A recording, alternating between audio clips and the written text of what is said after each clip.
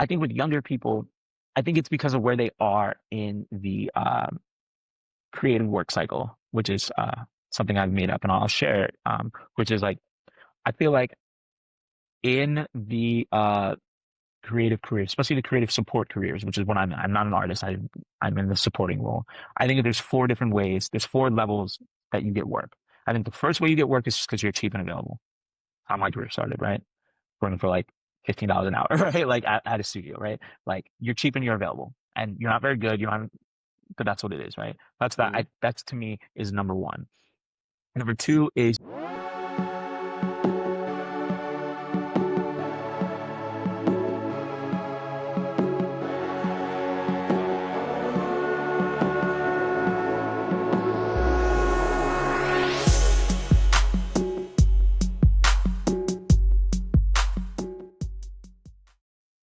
All right. Welcome back to the 1% Better podcast.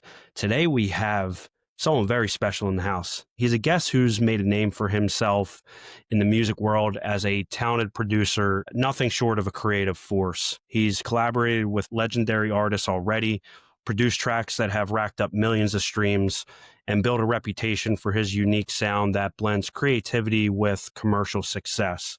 Please welcome Ben Thomas. Ben, thank you. Thank you welcome for to the having me. podcast. Billions of Uh, streams.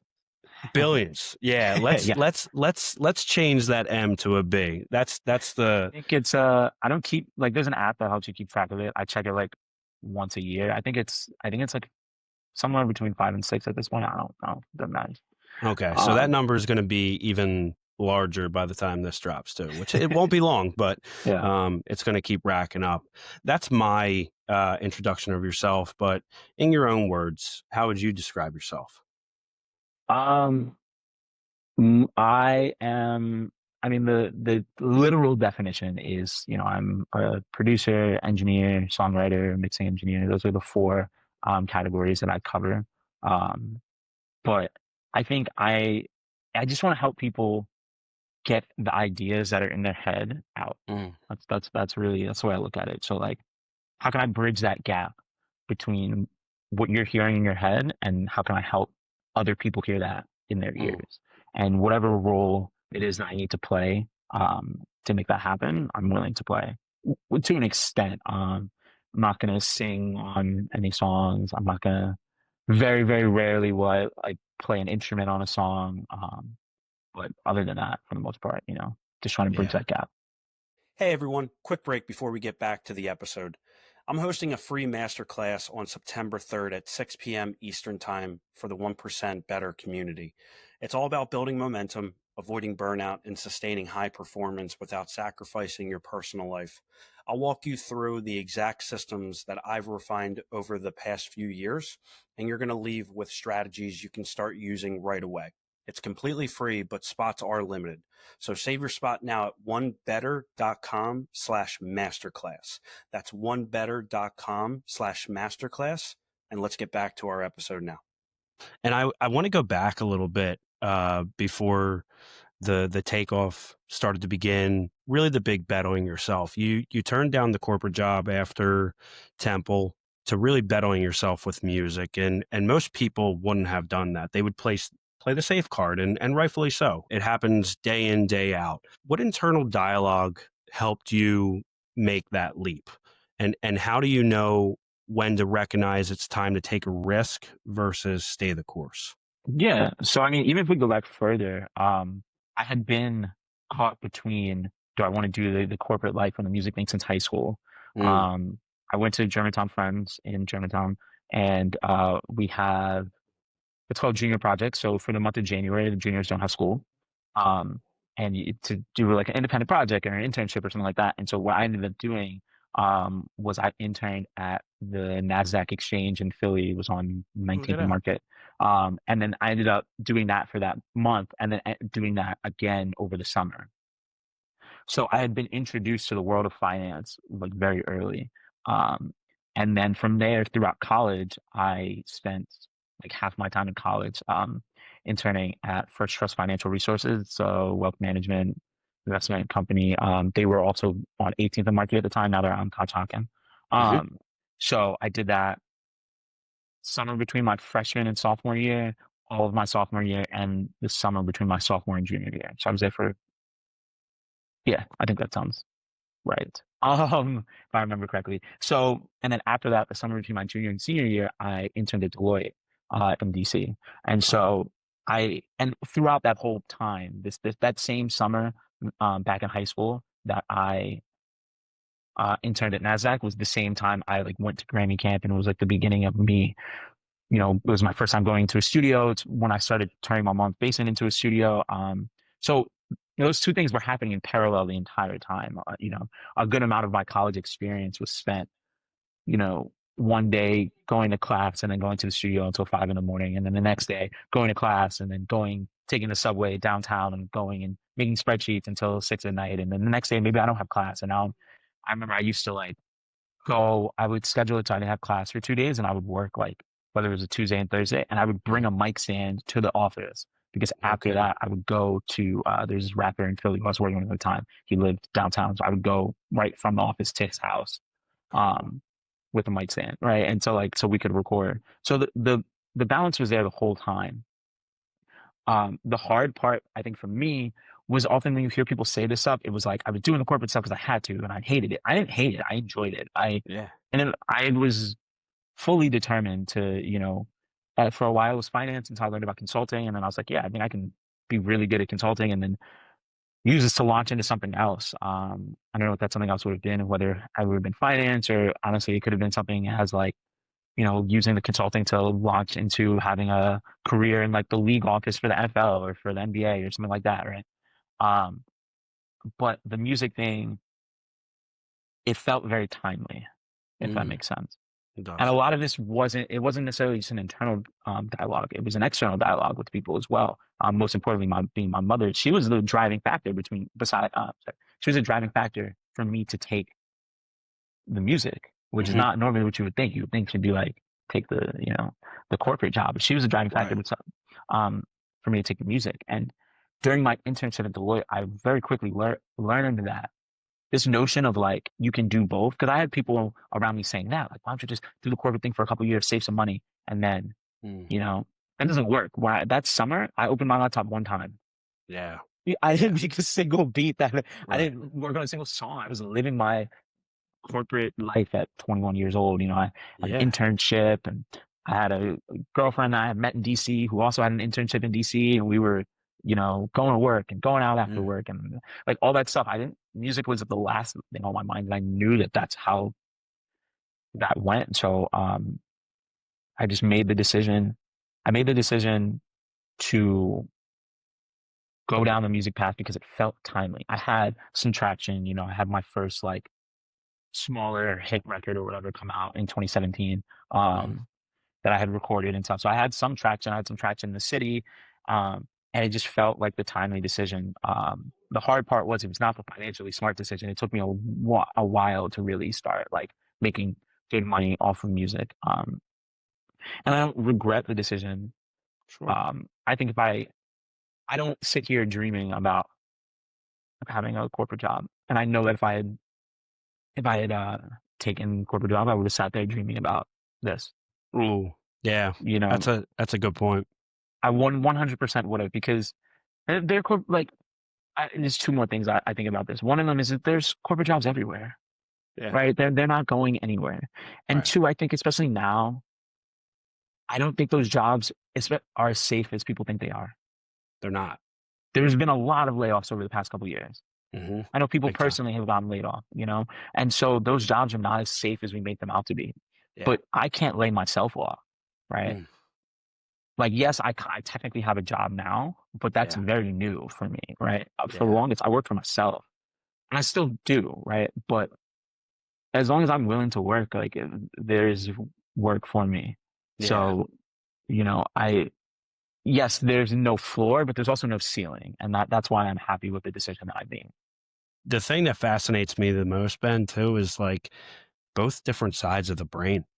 You have this finance side, but then you also have this music side too that I I guess they are I mean, they're Yeah, same I mean, in the way regards, I but approach yeah. music is like that. So I'm not a master musician by any Mm, chance, right? I am yeah. not the greatest player of any instrument. I can play a couple instruments Mm, a little bit. I used to be much better at them. But what I am good at is playing the computer. The computer is my instrument, right? yeah. Whether the computer is my instrument in terms of like engineering and recording songs and editing them and stuff, or the computer is my instrument in terms of um, making beats and writing songs and manipulating samples and you know Yeah. using all different manners of technology to make up for the fact that instead of putting 10 or 12 or honestly, I recorded my first song in 2010. So instead of putting 15 years into an instrument, I've put that much time into the computer and I can manipulate it however I need to. So that's why for me, I see it as two different sides, right? Got it. It's the same. The reason I'm good at using Pro Tools or just like the main software that we use to record, and part Hmm. of being an engineer is being really fast at using it. The reason I could do that is because when I was 16 and 17, I was learning how to do Excel shortcuts. Yeah. I just am now doing different Oh, shortcuts, it's a great point. So, Yeah. but I learned how to like that notion of doing shortcuts and typing things to make things happen on the screen rather than using the mouse. I learned that super early, so I just translated that into something else, you know. Amazing. I also look at with Philly, you've worked with legends already. Uzi, Future, Nicki, Travis, our guy Chill.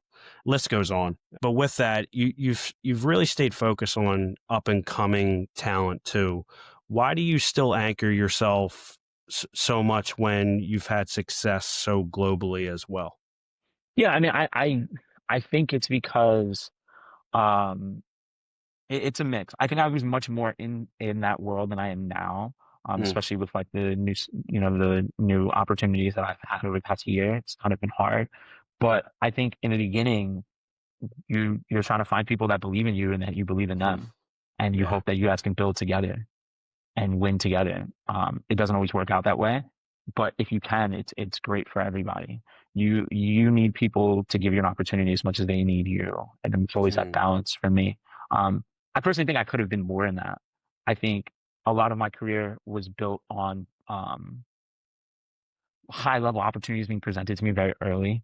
So, mm, the first person I seriously worked with, I was working with Jasmine Sullivan. I was like 19 years old at the time, and so just going from there to then, being a part of Meek's team and then Uzi and then now, working with Pharrell, it's like I've been jumping yeah. to through different things, where I think I could have been a little bit more grounded in like really locking in with one person and building with them. But I'm Mm. happy with the people along the way whose journeys I've gone along with them. Um, How you explain that kind of reminds me of like an actor up and coming to a degree. yeah, Like they do they do a small part in a movie, like it could be whatever, and then they have kind of a supporting role, and then they go to the main role.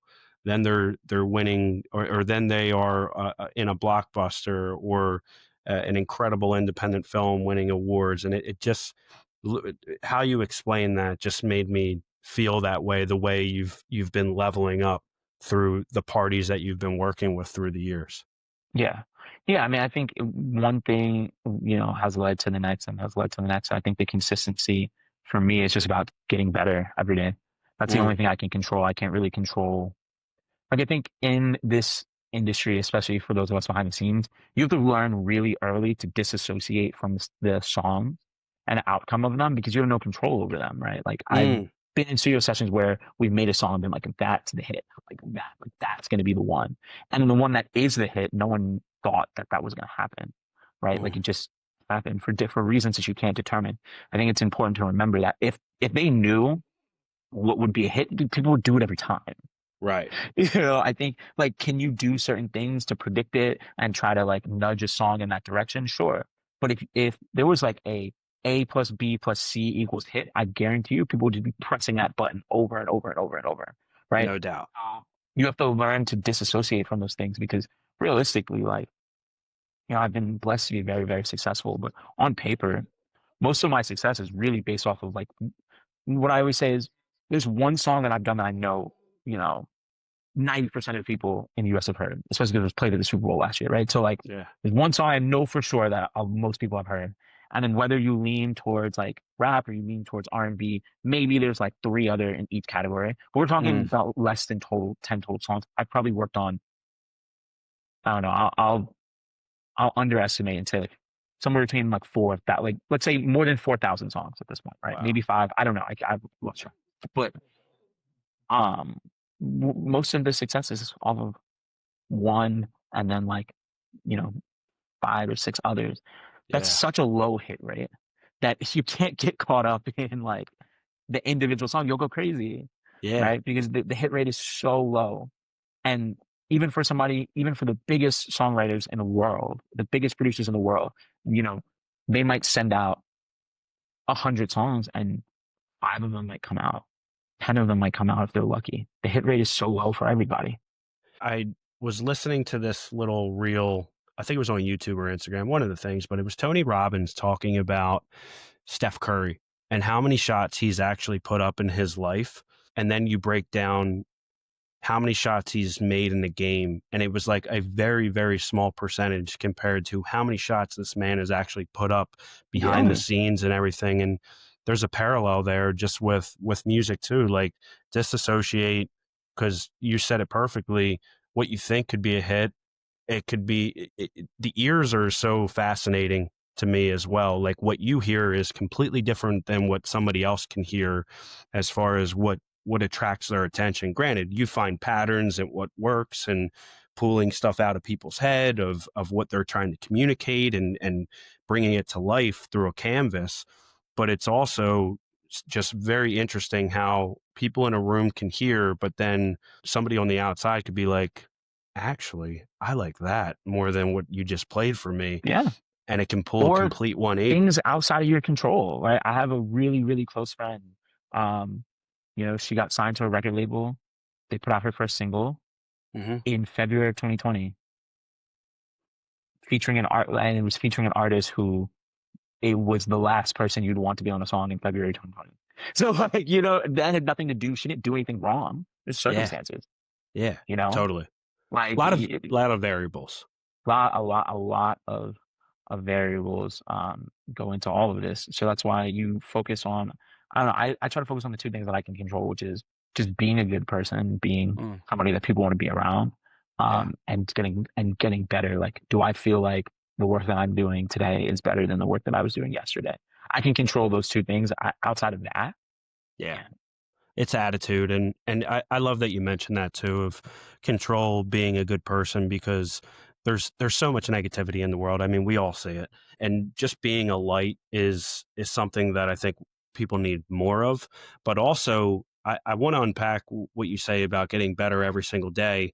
How much of that is you beating on your craft by doing versus learning from the people that you're working with and being like, okay, I know what I am, but I want to take that little piece from them and put it in yeah. my It's arsenal. so I want to touch on the good person thing first, real quick, if that's Yeah, okay. of course. The entertainment industry is one of the few industries where you actually don't have to be a good person to win, Mm, right? Because if you have enough talent, people will like, if you have enough skill and talent, people, it won't matter. The reason I think it's beneficial in this business to be a good person is it just lowers the bar of like good, right? mm, So like if you're a terrible person to be around, you treat people poorly, like nobody likes you, like the talent bar is here. And if you get here, people will still put up with you. We know tons of artists and athletes and actors and actresses that we hear stories about, but it's like, why do they keep getting cast? Because they're great. But if you're cool and you're a good person, the talent bar is like here.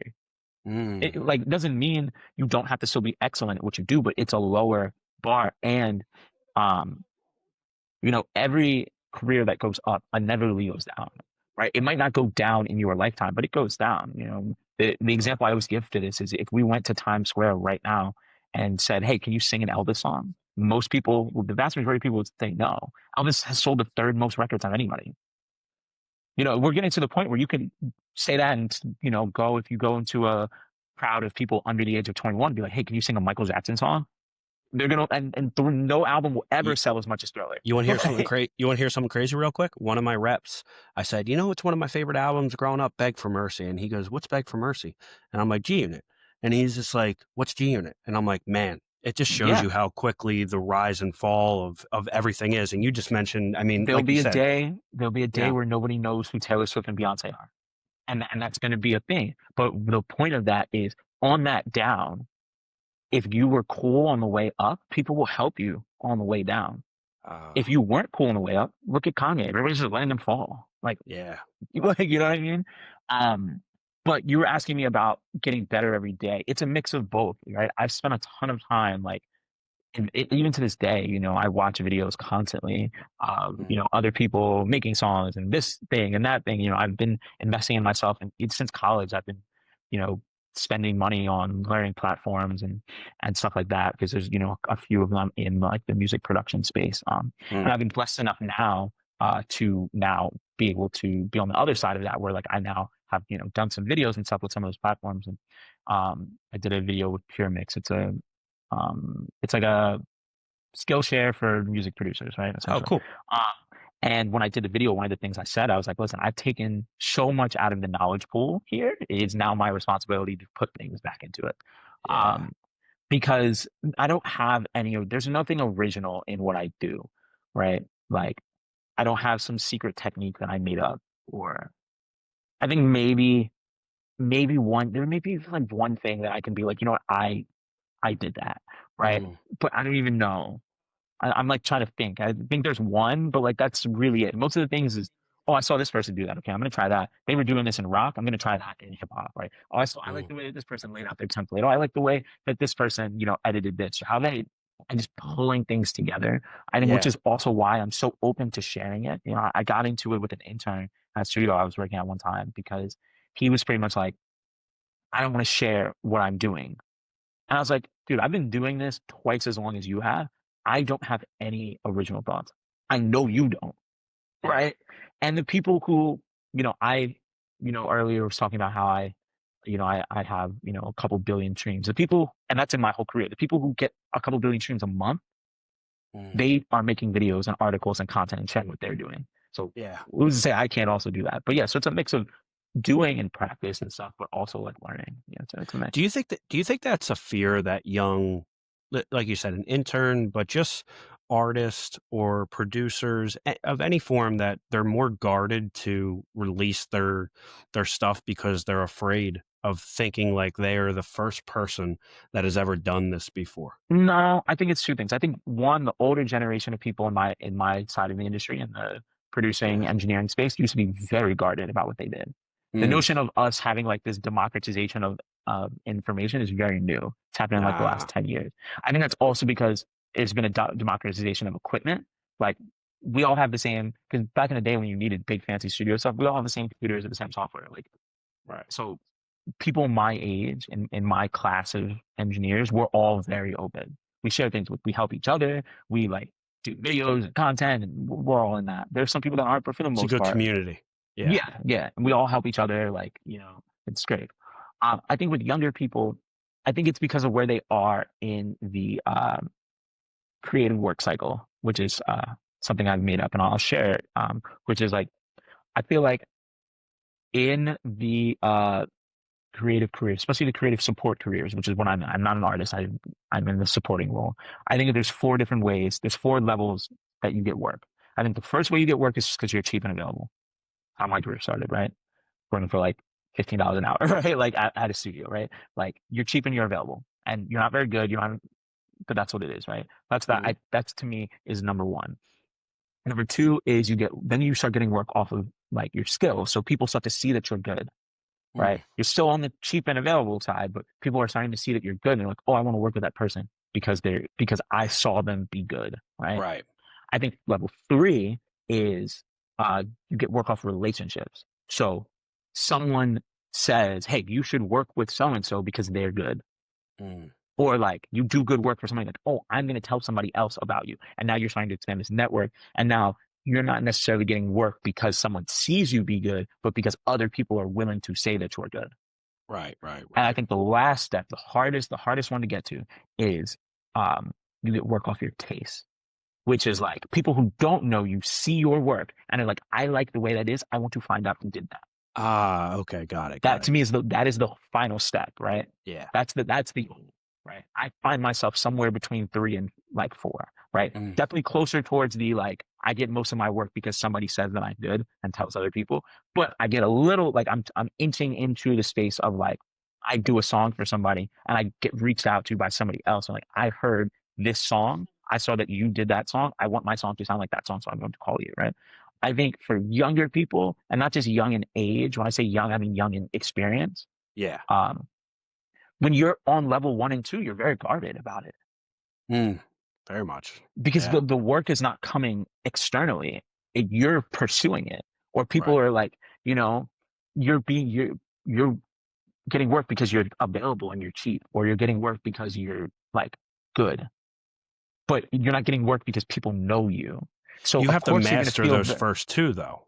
you can't skip those first two. You can try to Yeah. skip those first two, but you're not gonna. It's really hard, and there are always people that will get to skip them, but I think that is the way for everybody I know that's successful. It's gone in that way. Of course, there are always going to be outliers, right? There'll always be outliers, like Totally.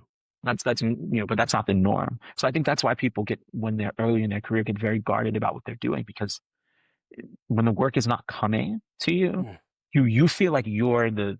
I think something I learned very early um, is this a lot of especially when I have my engineer hat on and I'm just like recording songs and mixing songs. Those ones are going to be hits whether I did them or not. mm, If I did them or if the person, a peer of mine who's just as good, if not better, like that didn't make it a hit, right? Um, so because of that, you can't get caught up in a lot of that, right? That's why yeah. you got to focus on getting better. And that's why I think it's just valuable you never know where opportunity is going to come from.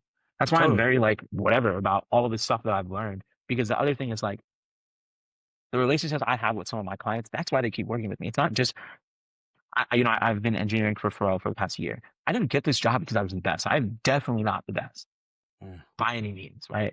Got the job because I had the relationship to get it. mm, Because I met him and his team and nurtured the relationship with them over the course of years so that when the opportunity presented itself and I was also available to receive the opportunity, that I was the only person they were going to call because we had the relationship. They didn't call me because I met the minimum threshold I exceeded the minimum threshold of skill required to do the job. sure. So it's not like they Yeah. gave me a job that I I was think you're being unskilled to modest, do. though, for a degree, I though. So, appreciate it, but yeah. I think it's Yeah. important to say these things because Sure. I can't sit here and say I outworked everybody because there are people who work just as hard as I have. They just don't have the relationships and the Mm. opportunity. So You yeah, st- yes. Do I have the skill? If I was not yeah. good at my job, would they have asked me? No, of course not. However, they didn't ask me because I was good. They asked me because I Right. was good and because I had the relationship, if that Totally. makes sense. Yeah, you're increasing the odds for every situation. Your skill set, putting yourself in position for the type of work that you're doing, the relationships that you're building. Like you said, you did 1 and 2 to the maximum amount of skill that you could put in, or anything that you could put into those buckets.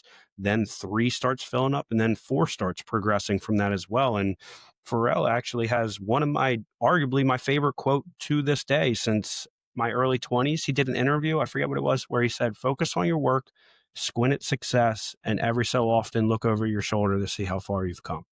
Still one of my favorite quotes. It Yeah. is embodied in me. If I had a tattoo, that's what the tattoo would be like. And I think it's so powerful and strong to think about that, and just the standards of how you are evolving too over time, and working with these people that have such a laundry list of success on top of the success that you have, and Grammy winning, Billboard hits. What do you now look for in a session when you're going in, or in a collaborator that you're working with, that you didn't, I don't want to say necessarily value, but that it's maybe heightened more now than it was earlier in your career, that experience that we talked about, that you started to take off with and start seeing patterns in different situations? Yeah. So like in terms of artists or in terms of like other producers and engineers and stuff, because those are two different answers. Let's go both. Okay, so in terms of artists, if it's a new artist that I am asked to like work with and stuff, like there's different types of work, right? So sometimes it's just like, hey, can you mix this song? Here's, we'll pay you your rate. Cool. Like Yeah. that's a transactional thing. Like doesn't mean I care any less. I don't believe in. I actually, I had this conversation with a friend of mine, a fellow engineer recently, where she was telling me that like she was, working on a project and a very, very big artist was going to listen to the project. And it was like, she was second guessing herself and making herself nervous. I was like, you can't look at it that way. You don't Mm, know who's going to listen. You have to approach them all the same. You have to mm, give the same effort to every project and do what you do on every one because you never know who's going to listen. You can't like turn it on and turn it off, right? I approach every session the same. I don't go into a session. It's like, oh, this person's gonna be here. Okay, cool. I have to like go crazy. It's like, nah, doesn't matter if you have 20 Grammys or you have 20 streams on Spotify. I approach all those things the same. But if it's mm. somebody that I've asked to invest in, like my time and, um, not necessarily for like money or like upfront or equity or those things, for artists, I'm very clear about those things. One, they have to be between the ages of like 16 and 23, Mm. right? Outside of that, I'm not really interested. Just How come? because, so music, okay, it's a little complicated, but in the genres where you're selling cool and brand over selling music, right? So like Mm, if somebody was like, hey, do you want to work on this jazz project? That doesn't matter. Like the age, the image, because you're selling music in those genres. But in like sure. hip hop, R&B, pop, you're not necessarily selling music. You're selling brand and image and cool, right? Yeah, Children makes think total other sense. children are cool.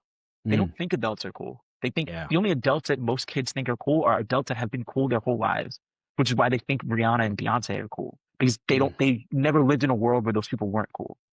That's such a great point. I And if never you think thought about about it it, like right, that. think about every rapper or pop singer or R&B singer that you know. Hmm. You probably found out about that person when they were between the ages of 16 and 24. 1000%. Except there's a caveat because people always bring up certain people, except for people that were already heavily in the music industry in transition, like a Bruno Mars or Mm, Coco Jones or yeah, Victoria Monet. Those people were not outsiders to the music industry. They were they in were the already there. industry and then transferred into being an artist or like a Neo. That's a different story. Right. But people who are Writing behind the outsiders, scenes and things like that. yes. Yeah. People who are outsiders to the industry, yes. Are there always going to be outliers? For sure. There will always be outliers. But it's very hard to convince children that Yeah. adults that they don't know are cool. So that's the Yeah. first thing. They have to Mm. be young.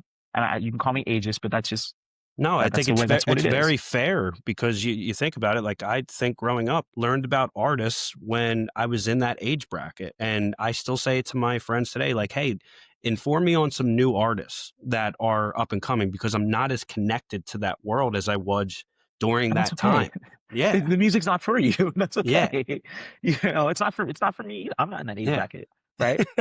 Like, so that's the first thing. The second thing for artists for me is you have to have you don't necessarily have to have a strong social media presence, but you have to have the willingness to do it. Mm, I see a lot of artists who don't have the willingness to do it. But at the end of the day, that's the radio. TikTok is the radio.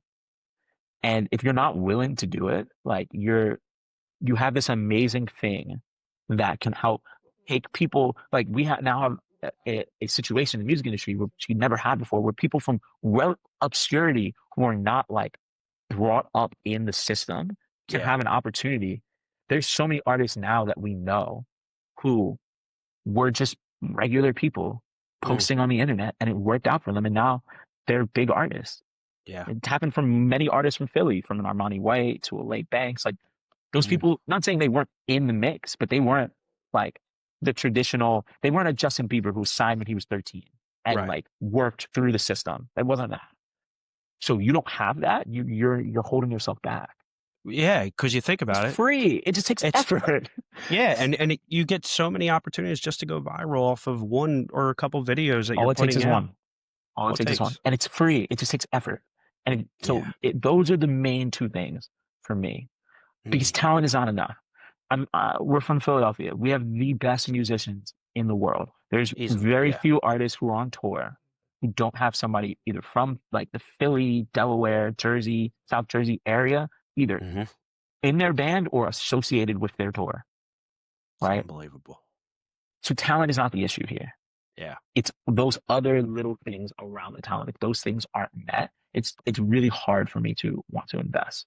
Mm. Um, in terms of like other producers and writers and stuff like that, um, or do I think you're dope? And do you cover the spots that like the can you cover the spots that I'm not good at?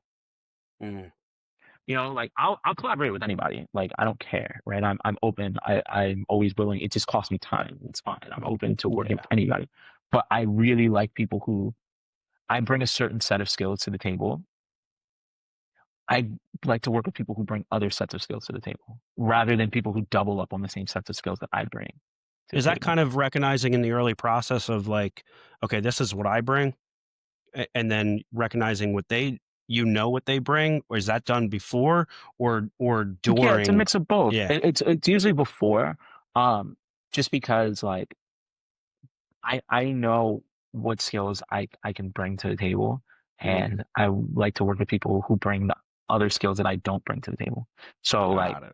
my best skill, I think when it comes to like producing and stuff, I can have two I'm very good at. One, just managing the flow of the session. I've been in thousands of sessions. I've a lot of experience in how a studio session should run, and I have a lot of experience. I told you my instrument's the computer, so Mm, I like to be the one at the computer. yeah. Now, that does not necessarily mean I am the one who like is making the entire production. I've had sessions where like, yeah, I'm one of the producers, but there's somebody over there playing piano, there's somebody over there doing drums, there's somebody over there writing. I'm just like, hey, airdrop me the files. I'll arrange the song. I'll record the person on the song and do all the fun effects. Like, there's some Yeah. sessions where I'm willing to play whatever role. So sometimes I'm the person who's the one playing the piano. I'm just doing it on the Mm, computer. There's sometimes where I'm the one doing the drums. Or like, yeah. but I know that what I'm the best at is being the one on the computer, kind of like Mm, driving the bus forward, right? makes sense. Um, and so I want to work with other people who, rather than another person who can also drive the bus forward. Mm, For me in that moment, I most of the time will just let them do it. yeah. And I'll be like, all right, cool. I'll play whatever other role. But I know for me to thrive, it's best when I work around with people who have like other skills that I don't necessarily have. That's so interesting too, because it's such a team mentality. Do your part for the team to win. Some people play defense really well. Some people throw a ball. Well, let's not mix up sports. We'll stick basketball real quick. Some people are your Steph Curry. Some people are your Draymond Green, or some people are your Andre Iguodala. I don't know why I'm going Golden State right now, but Yeah. we're going to go Golden State, and just playing the different roles and knowing your part for that. Let's say that studio session is the game, and knowing which role do I have to fill during this time. But to go off of that, right? Like Andre Iguodala, right? Andre Iguodala is probably going to make the Hall of Fame because he was willing. He was the man on the Sixers and on the Nuggets. Yes. And he was willing to go to a different team to play a different role. Mm, It's like, hey, we don't need. I know that's what you did. You were an all-star. Like, come to this team and play a different role. right. And now you have 3 championships, and you're probably going to make the Hall of Fame. And you were not on that trajectory before. Every situation necessitates a different role. The role I Mm. play in a songwriting session is very different than the role that I play at my regular job. I play a much different role there. Do you see a lot of people doing this in your industry, or is it more of what makes you special? Um, I think it's all about ego management, really. Mm, Which if I were to ever write a book, that'd be the title of my book, right? Like, I think it's about ego management. Are you willing to manage your ego mm. and play your role? Who's You know, helped you with that? Who has played a big part in ego management? Has it been like a group of friends that you grew up with that just keeps you grounded? Yeah. yeah, I've been really blessed that, I've had amazing friends, you know, especially older friends. I have amazing friends my age. I also have amazing older friends, people like Mm, Chill and Rashad. Like I've known them at this point for well, over 10 years, right? And I was wow. very young. I'm 29 now. They met me when I was like 18, right? So I was very young when I met them. Mm, And so just their circle, I think, my friends, my family, I just think comes from experience. mm, Um, just being around and just seeing what to do and what not to do. yeah. Like yeah, just seeing what to do and what not to do. You said that your job is to serve an artist's vision and help bring it out from what's in their head, and I think that's such a challenge in so many different areas, but especially in music when there's you can't just go in somebody's head and pull it out necessarily. So serving that artist's vision, but when you do it, or when you do know it's time to speak up and challenge that vision in service of the final product? How do you do that? It depends on the artist and depends on your role. Mm, Sometimes it's not your role, and mm, that you have to be okay with that, right? Like yeah, I've had sessions where I'm just the engineer. And yeah, do I think this could be better? For sure, I think it could be better, but that's not my role. At the yeah, end of the day, in those moments, sometimes it's not your role, and you have to be okay with that. yeah, Um, and but when I am in that position, it just depends on your relationship with the artist. Every artist is different. Some mm, artists need to be like handheld to the finish line. Some artists you can just be like, yo, that's bad. That sucks. Let's try mm, this again. It just depends on your relationship and how that person likes to be talked to and how that person likes to hear feedback. Because at the end of the day, every artist has an ego. mm, That was the third thing, right? Like yeah. every one of my mentors, Don Cannon, he's from Oh Philly. yeah, Yeah, love so Don Cannon, Jeezy and Uzi and Jack for Harlow and something. years. He told me, he's like, hey man, if they're not crazy, don't work with them because they don't have it. They don't have the it. That's the it, Ah, right? You have to have it. Oh, the successful artists that I've been around, the one parallel that I can draw through all of them is that they have an uncompromising vision of what they're trying to do. mm, It doesn't mean they don't take feedback, but they have a vision. Because at the end of the day, I always say this to people. You look at it, if you look at a vinyl, if you look at a CD, or if you look at, a digital version of it, right? The artist's name and face are on the front. My name is on the back. I only mm, have to come on here and talk to you about the songs that were successful. I do not have to come in here and talk to you about all the songs that I thought were going to be successful and weren't. I'm just going to act like they never happened. Artists don't get that ah, luxury. They have to so stand on the good. wins and the losses, which is why Mm, they get the lion's share of the pie. Because if the song flops, they have to stand on it, right? And which is why it should be their vision. I don't have to go on stage and perform this. I don't have to go and do an interview and talk about why I decided to go in this direction. Unless I want, I can if I want to, but I don't have to. So I try to defer to their vision. Now, sometimes, especially with working with younger artists, sometimes you have to assert, like, hey, I need you to trust me here. yeah. And it just depends on the role that you're playing. I'm playing a role right now in a project where I'm the executive producer, and I had to do that with a song. I was like, I know this is the song. Do you know that going I in, need or you do to. you figure that out as you're in the process and start feeling I them out? signed on to the project to be the executive producer, so I knew Yeah, going in that's what it was. I knew that that's what it was going to be at some yeah, point. Um, They brought me in because they trusted me, and the artists agreed to it because ultimately they trusted me. Sometimes they just can't see it. mm, Sometimes it's my job in that space to be the one that's looking at it, from up here instead of being in the mix with it. Be like, hey, I know you don't think this song is going to work. I need you to trust me. And that person has now texted our group chat 3 times being like, this is my favorite song. And I'm like, yeah, I know. And that's okay. I wasn't mad at you. I was, I appreciate you for trusting me yeah, and at least giving it a try. Some people, mm, and it's just about like it's so much like sports. All the entertainment is the same. Your role is different. It like look at Kawhi Leonard. Kawhi Leonard he's had lots of different roles, right? Like he had a certain Spurs, role on the Toronto, Spurs, yeah, but then yeah, when he was on Toronto, he was the best player in the league, and he played a the different guy, role.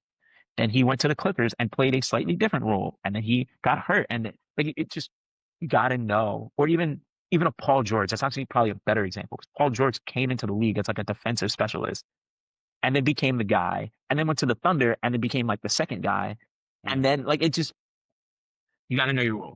You have to know yeah. your role in every situation, and you have to play it, and you have to go, and you have to do your job, and try not to overstep, and I yeah, I love your passion that you speak with this too, because I can't imagine how infectious that is when you're in a studio with other people, and I think that energy, even though you can't see it, it is always there, and and people feel it, whether it's negative energy, positive energy, and how people feed off of it, and having endurance with it too, and especially with creativity. And you spent years recording with Uzi, hundreds of tracks, thousands, thousands. Yeah, I'm just going thousands. to keep up and up. I'm going to just go millions. These long sessions, genre experiments. What did you learn about creative endurance and staying present when there's no finish line really in sight? Oof, that one is hard. that was like the Uzi experience. I mean, it was so rewarding. I'm so thankful, but it was very hard. You know, we worked on one album for 3.5 years. We did, I think it's like 1,200 or 1,300 finished songs, and probably like 2,000 started songs. It's a lot, right? It was hard. I think I knew that there was a theoretical finish line in sight. Hmm. But on the day to day, it was definitely very difficult, for me.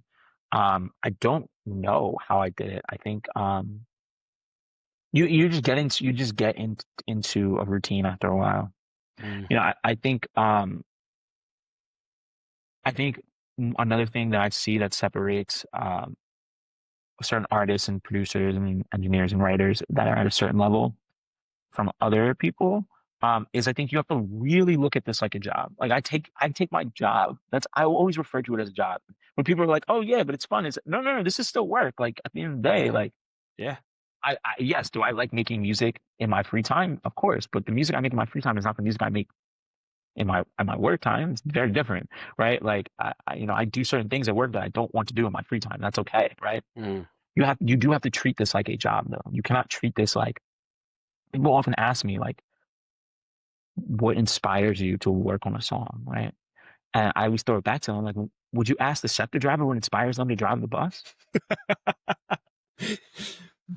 Would That's a you ask great the point. heart surgeon what inspires them to do the surgery? No, do your job. This is what I do. I work on music every day. That's what I Mm. do. Now, Right. sometimes are the results not always the same, but that's with anything, right? Is the Sure. chef's meal the best every single time? Yeah. Not really. Like you have some days where you're like really feeling it. Like, oh yeah, man, I seared that salmon crazy. Some days you're not, right? Like, um, I treat it like that. I've always treated it like that. It's a process and it's a I go to journey. work every day Yeah. and I try to get better every day and I do what I need to do every day and I try to come up with an idea. Like, just that's what it is. I think you have to treat it that way. You have to treat it with a level of consistency and diligence that you would treat any other job. Mm. That's what separates people who work in music, do it every day. People Mm. who it's their hobby, do it when the spirit moves them to write a song. Mm. You know, Motivated versus discipline. discipline. Yes. How much has discipline played a part in everything that you do? And Discipline is the backbone. I mean, you know, yeah, when I worked with Uzi, we worked 10 p.m. to 10 a.m. 7 days a week. unbelievable. I would very regularly work, you know, 2, 3 months in a row with no day off. It's And incredible. in that span, I was late. Oh, gosh. I was definitely late less than 5 times. Wow. Um, I might have been like 30 minutes late once, and I might Yeah. have been like 2 minutes late the other time, right? Every day, 10 p.m., showing up every day. I never overslept. I like set the alarm. I got there. I planned to. Didn't matter if you know, we were in New York a lot of times. It didn't matter if it was snowing, if it was raining. If I needed to be there at 10. I got there at 10. Right now, did in the beginning was I getting there at like 8 and nobody was there because a lot of times, you know, he wasn't showing up until between like 11 and 3 in the morning. I still showed up at 10 every day. It didn't Right. matter what I was doing. It didn't matter if I was out with friends. About that discipline, um, had was the only way I can. It drove me through that. Um, Even now with what I do now, like it's not as rigid, but Mhm. I'm still never late. I still show up when I'm told to show up, I show up, right? Like when Yeah. I'm told to do something, I do it. You know, even in my personal life, I try to be very, you know, it's definitely I can definitely work on certain things, but I try to be very disciplined when it comes to my work. Yeah. Um, it's a nice skill to have. It's not you don't necessarily. I used to live a very different life than I live now, um, but it's nice to know that you can do that if you need Yeah. to. It's Yeah. And nice to not need to, but it's also nice to know if you need to, you can.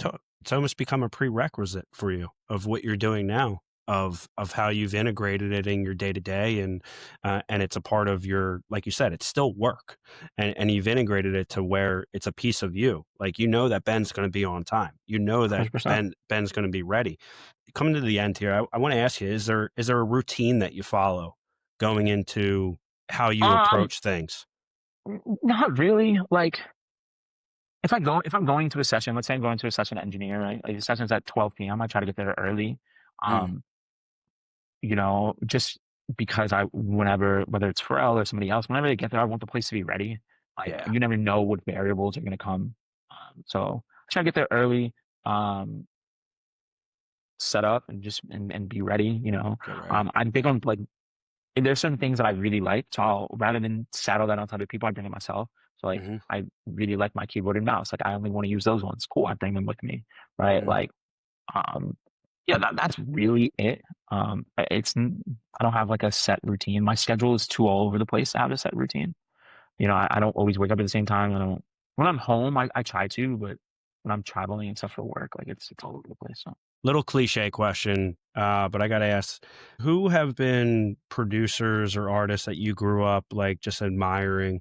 I'm always curious about this and who influenced you and kind yeah. of molded you.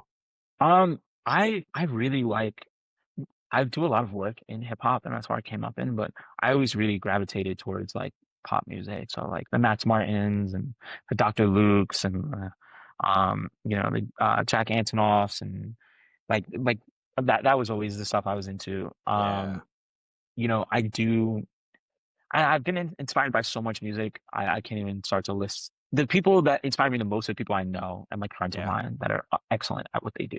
Hmm. I have friends, my friend Joe, he's from Philly. He's the best engineer I've ever met. He's taught me so much. Inspired me. I've learned so much from him.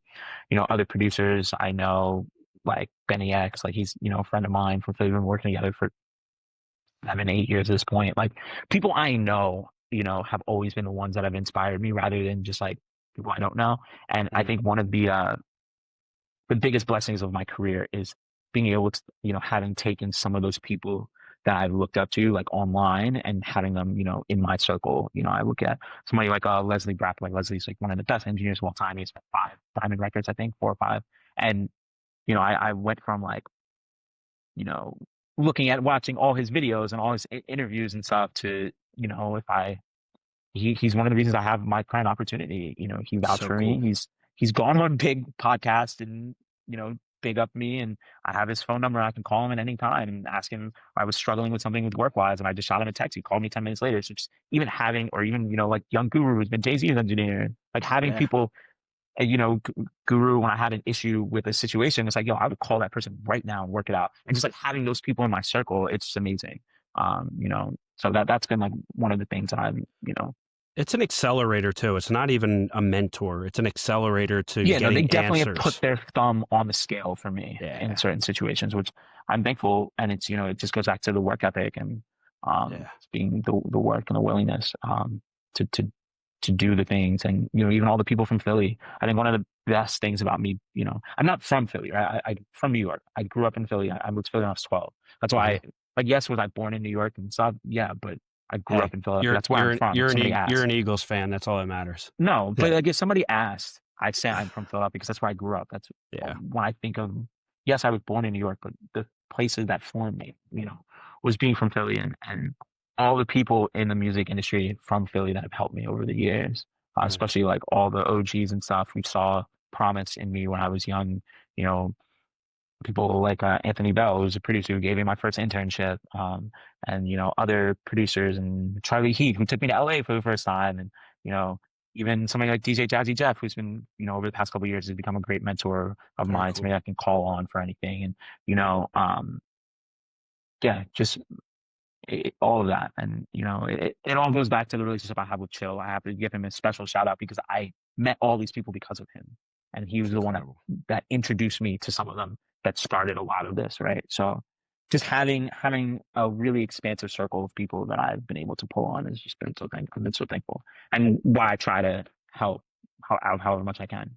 That's amazing. And it's such a spider web effect of just continuing or ripple effect of like doing one thing and it compounds more and more over time. And I was talking to Rashad about this of something that he did 10 years ago that still impacts people to this day. I find that so admirable, but also just incredibly special too, of like impacting people around you consistently and constantly in many ways, shapes, and different forms. Ben, this has been awesome. Like I could literally talk to you for hours, but I know how busy your schedule is. All good. Like I feel like I didn't even dive in the tip of like music and the Hey man, love we that gotta so we many gotta run it back another time. It's no we problem. we absolutely do would love to and talk more because there are a lot of topics. But last thing before I let you go, I don't ask this question to everybody that comes on the podcast, but I love to ask it to certain people. What does 1% better mean to you? To me, it's the only thing that you can control. That's, I'm in an industry that's full of not a lot of control. Mm, Like I said before, you don't control if the song is going to be a hit. You don't even control if the song is going to come out. Some of my favorite songs that I've worked on, nobody will ever hear. I call them, they're just dying on drives. They're just on hard drives. They're just dying, right? Like, but what I can control is it's getting better every single day. When I look back at a year ago and I listen to a song I did a year ago and I listen to one I do now, I'm like, is this better? Yes, okay, I'm moving in the right direction. That's what 1% better means. It's the one thing that I know that I can control. amazing. Ben, you are beyond inspirational, man. And I cannot wait to see what you do with the rest of 2025 and beyond. And can't thank you enough again for coming on. For everybody that's listened today, definitely check out Ben's work. For everybody else, tune in next week for another episode of 1% Better, and we'll catch you then. Thanks, everyone. Thank you.